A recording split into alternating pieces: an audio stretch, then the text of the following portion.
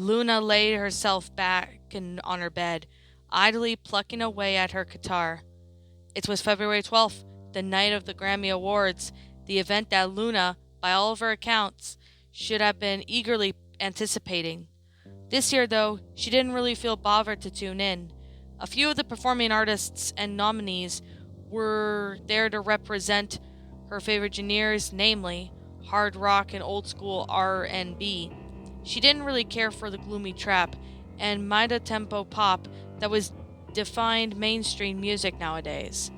She knew that some sort of her siblings would probably be watching the show downstairs, but this was a night that she perfectly felt content to spend with her axe.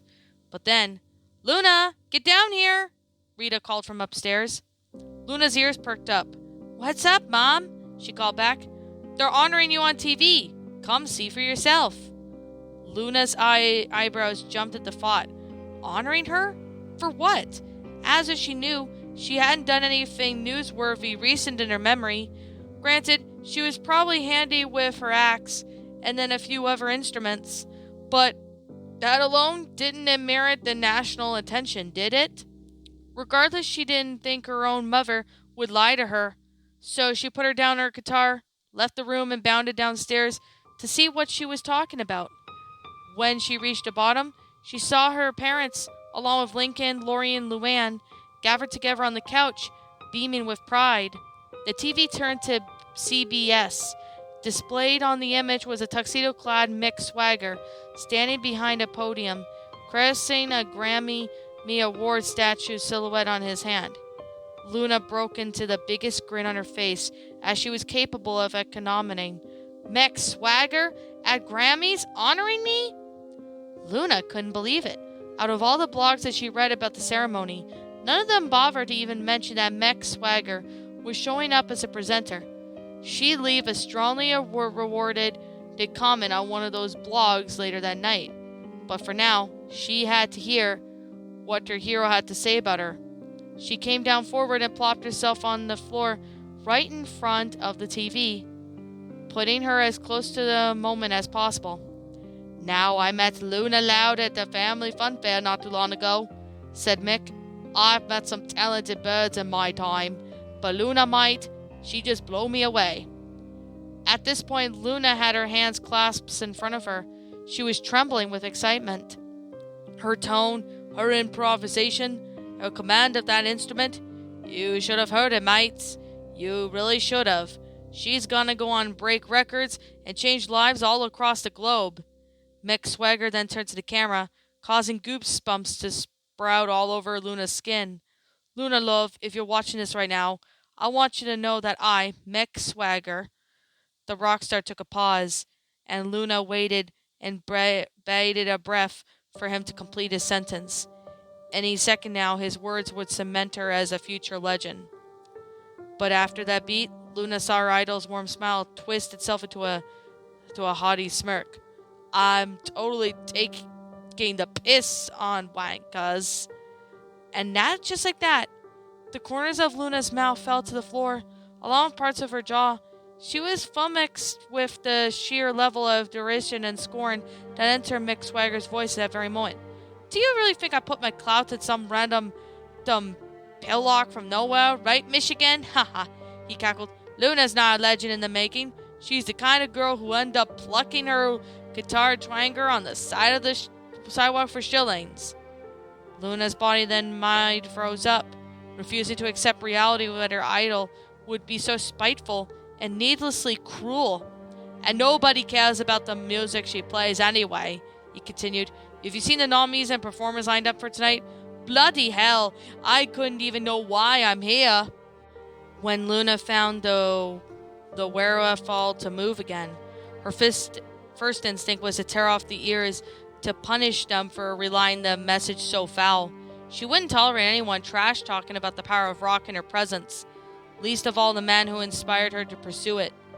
Fortunately, she ignored it with the first instinct, and instead went on with her second one, turning off the television.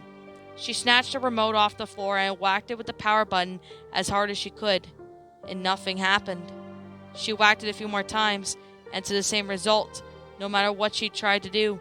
Lowering the volume, muting the set, Changing the channel? Nothing. All she was doing was mute the contemplative cackling of Mac Swagger. Oi, I think she's trying to turn off the deli, cried Mike. Luna froze up again and let the remote fall to the floor with a clatter, as all the color drained from her face. What's the matter, Luna? Afraid of a little dose of truth? Said Mick. Well, if you're not going to listen to me, maybe you'll listen for yourself. Luna's heart lodged into her throat and remained there for an excruciating spell as she waited for Mick Swagger to clarify that statement. And for that moment, all she could be heard was the assorted laughing and jeering from the Grammy Awards attendees. Hundreds of wealthiest and most famous people on the planet, ununited with their adoration for the 15-year-old aspiring musician. Then Mick Swagger walked up to the camera, closer and closer, until his face took up the entire frame. He parted his binding veins, revealing his malice-tinted eyes. Look behind you, Luna. Against her better judgment, Luna looked over behind her shoulder and saw that the family members on the couch a moment ago had disappeared. In that place was a decrepit old woman, weary and frail-looking, with short wispy brown hair. She wore a black t-shirt with a skull on it that was big enough for her to reach her knees, and on the lap with a rusty, withered purple electric guitar. Your idol speaks the truth, love, she croaked. I grew up with thinking my talent was going to take me some places. What a fool I was. Luna jumped to her feet, jabbed her with a definite finger at the old woman. You're wrong, she hollered. I'm not going to end up like you old fart. I'll practice and rehearse and never give up. The old woman laughed mirthlessly. You really think you're the only one in this world who practices and works hard, huh? She asks. Lots of people do. Some people play until their fingers fall off.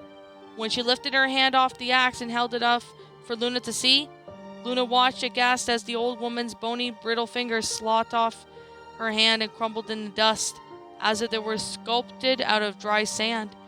And they will all go on to be nobody you've ever heard of, she said, venom entering her tone. As a contempt possessed of her voice, so did it possess her face. Her thin, chapped lip twisted up into a meaningless grin. You'll never make it, Luna. You'll never get Sam to like you. Luna's eyebrows arched downwards as her teeth clenched together and her hands balled up themselves into fists, the indication that it must have been welling in her gut ever since the conversation had begun, getting harder and harder to express. Leave her out of this, she growled. But the old crone apparently didn't resist in the urge to deliver one more zinger. Too bad, she prefers blokes. And at that moment, Luna exploded with rage, hot whirling her body as she stomped over to the woman. Shut up, she bellowed, smacking her hard across the face. Luna could feel the woman's fragile body crumpled down below, into which, in any other situation, would have a cue to pull her punches and apologize. Instead, she just left her, lay down on the couch and turned away, and started stomping back to her room, unable to make another movement from that old woman's sickening words. I'll show her, Luna grumbled to herself. I'll show everyone. I'll be the best that ever was. Luna intended on spending the next hour or so shredding like a maniac, channeling her anger into the axe, producing a sound that would blow all the haters and doubters away. But just as she reached her room, she grabbed the doorknob and felt a rigid, icy claw gripped on her by the ankle, sink its nails into her Achilles tendon. Luna shrieked in pain as the claw pierced her skin and shuddered at the sensation of warm blood dripping down her heel. When she looked down to find the source of the pain, she looked up at the old woman crawling across the floor, her mouth unopened and grim howl that displayed rows of jagged, chipped, decaying teeth. You'll be nothing, Luna. Nothing, nothing, nothing! And that was the last thing Luna heard before she woke up.